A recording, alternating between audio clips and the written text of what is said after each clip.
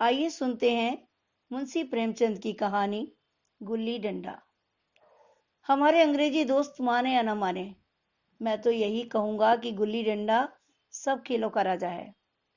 अब भी कभी लड़कों को गुल्ली डंडा खेलते देखता हूँ तो जी लोटपोट हो जाता है कि इनके साथ जाकर खेलने लगूं। ना लोन की जरूरत, ना कोर्ट की, ना नेट की, ना थापी की। मजे से किसी पेड़ की एक टहनी काट ली, गुल्ली बना ली और दो आदमी भी आ गए तो खेल शुरू हो गया। विलायती खेलों में सबसे बड़ा ऐब है कि उनके सामान महंगे होते हैं।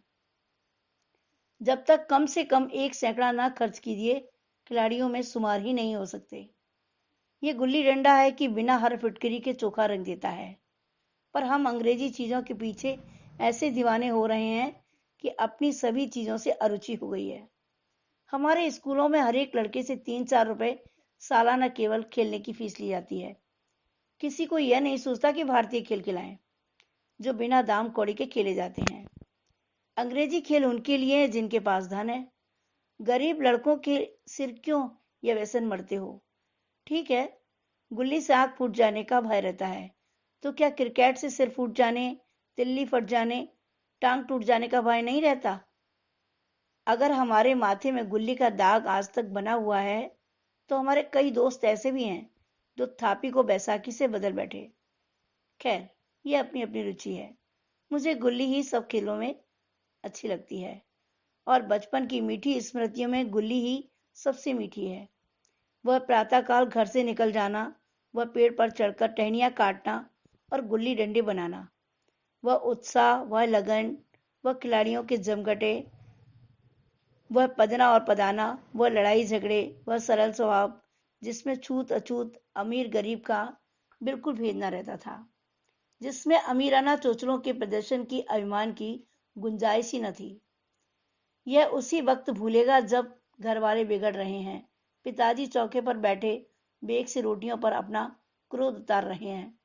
अम्मा की दौड़ केवल द्वार तक है, लेकिन उनकी विचारधारा में मेरा अंधकारमय भविष्य टूटी हुई नौका की तरह डगमगा रहा है और मैं हूं कि पदाने में मस्त हूं।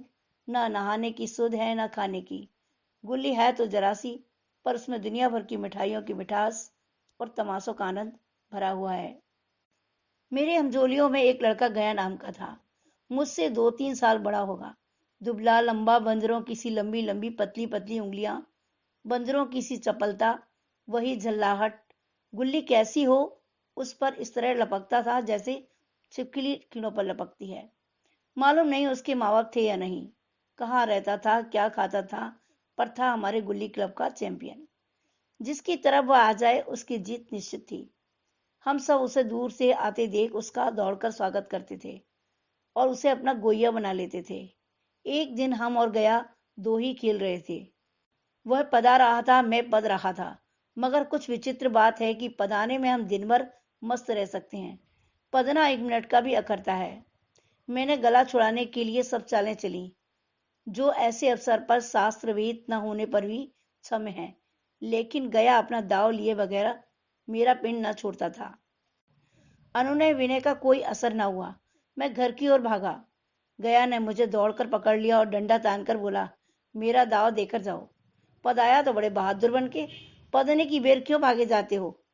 तुम दिन भर पदाओ तो मैं दिन भर पदता रहूं। हाँ, तुम्हें दिन भर पदना पड़ेगा। न खाने जाऊं न पीने जाऊं। हाँ, मेरा दाव दिए बिना कहीं नहीं जा सकते। मैं तुम्हारा गुलाम हूँ। हाँ, मेरे गुलाम हो। मैं घर जाता हूँ, देखूं मेरा क्या कर लेते हो। घर कैसे जाओगे, कोई दिल लगी है। दाव दिया है, दाव लेंगे। अच्छा, कल मैंने तुम्हें अमरूद खिलाया था, वो लौटा दो। वह तो पेट में चला गया। निकालो पेट से। तुमने क्यों खाया मेरा अमरूद। अमरूद तुमने दिया, तब मैंने खाया, तुमसे मांगने न गया था। जब तक मेरा अमरूद ना दोगे मैं दाव न दूंगा। मैं समझता था न्याय मेरी ओर है। आखिर मैंने किसी स्वार्थ से ही उसे अमरूद खिलाया होगा। कौन निस्वार्थ किसी के साथ सलूक करता है। भिक्षा तक तो स्वार्थ के लिए ही देते हैं। जब गया ने अमरूद खाया तो फिर उसे मुझसे दाव देने का लेने का क्या अधिकार है। रिश्वत देकर तो लोग खून पचा जाते हैं। ये मेरा अमरूद यूं ही हजम कर जाएगा। अमरूद पैसे के 5 वाले थे जो गया के बाप को भी नसीब ना होंगे। ये सरासर अन्याय था।